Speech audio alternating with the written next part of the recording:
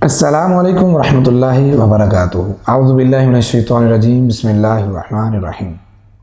ناظرین کرام، وہ پیارے اعمال جو ہمیں جنت کے قریب کر دیں، وہ خوبصورت اور آسان عمل جن کی وجہ سے انسان جنت کا مستحق بن جائے، انہی اعمال میں سے ہے اللہ اور اس کے رسول کی اطاعت بلا چوں چراں، چونکہ چنانچہ کیے بغیر جو بندہ اللہ کی بات، رسول اللہ صلی اللہ علیہ وسلم کی بات پہ سر تسلیم خم کر دیتا ہے، اپنے دل کی نہیں سنتا، اپنے فیشن کی نہیں سنتا، اپنے دوستوں کی نہیں سنتا، اپنے معاشرے کی نہیں سنتا، بلکہ وہ کہتا ہے جب میرے اللہ کا فیصلہ ہے تو لہٰذا میں اپنی عقل کو نہیں پرکھوں گا، اپنی عقل پہ نہیں دیکھوں گا، اللہ کا فیصلہ ہے، رسول اللہ صلی اللہ علیہ وسلم کا فیصلہ ہے تو میرے لیے یہ کافی ہے۔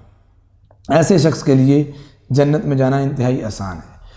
اللہ رب العزت نے اس بات کو قرآن پاک میں سورۃ الفتح میں آیت مبارکہ نمبر 17 میں ارشاد فرمایا وَمَن يُطِعِ اللَّهَ وَرَسُولَهُ، جو اللہ اور اس کے رسول کی اطاعت کرتے ہیں، يُدْخِلْهُ جَنَّاتٍ تَجْرِي مِن تَحْتِهَا الْأَنْهَارُ، ایسے لوگوں کو ہم ایسے خوبصورت باغات میں داخل کریں گے، ایسی جنتوں میں داخل کریں گے جن کے نیچے سے نہریں بہتی ہیں۔ ایک اور مقام پہ اللہ پاک ارشاد فرماتے ہیں مَن يُطِعِ اللَّهَ وَرَسُولَهُ فقد فاز فوزا عظیما، وہ شخص جس نے اللہ اور اس کے رسول کی اطاعت کر لی، بہت بڑی کامیابی ہم اسے دیں گے، بہت بڑی کامیابی۔ میرے بھائیو، اس بڑی کامیابی سے محروم نہ ہوں، اس بڑی کامیابی کو اگنور نہ کریں۔ وہ بڑی کامیابی جنت ہے۔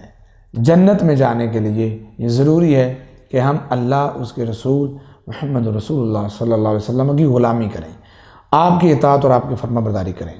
حضرت سیدنا ابو ہریرہ رضی اللہ تعالیٰ عنہ ارشاد فرماتے ہیں، صحیح بخاری شریف کے اندر یہ روایت موجود ہے، صحیح بخاری میں 7280 نمبر حدیث ہے۔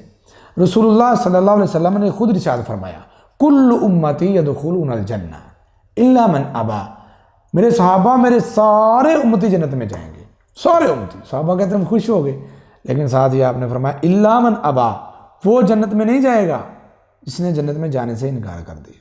صحابہ کہنے لگے اللہ کے حبیب، کون ایسا بدبخت جو جنت میں جانے سے انکار کرتا ہے؟